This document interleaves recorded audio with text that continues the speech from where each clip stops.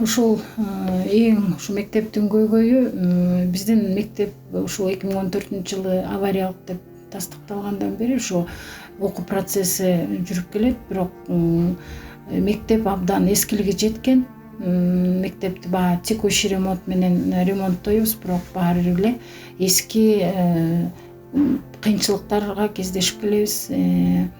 Кабинеттер тар, ар кандай иримдер жана класстан тышкаркы иштер ошо өз деңгээлинде өтпөй келет.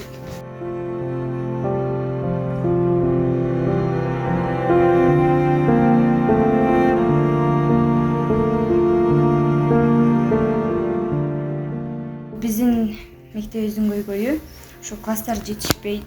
Мисалы баарыбыз эле бир иш чара өтүүчү бир эле зал бар. Ал жерде дагы кандайчы графиктер туура эмес келип калганда же тез шашылыш бир нерсе болуп калганда кабинет талашып бурушканга чейин барабыз.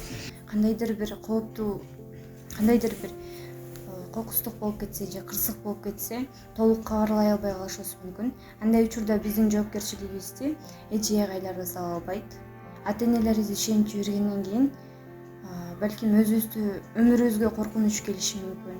Кышында мисалы от жакканда класстардан из чыгат, контрамаркаларында эскилиги жеткен.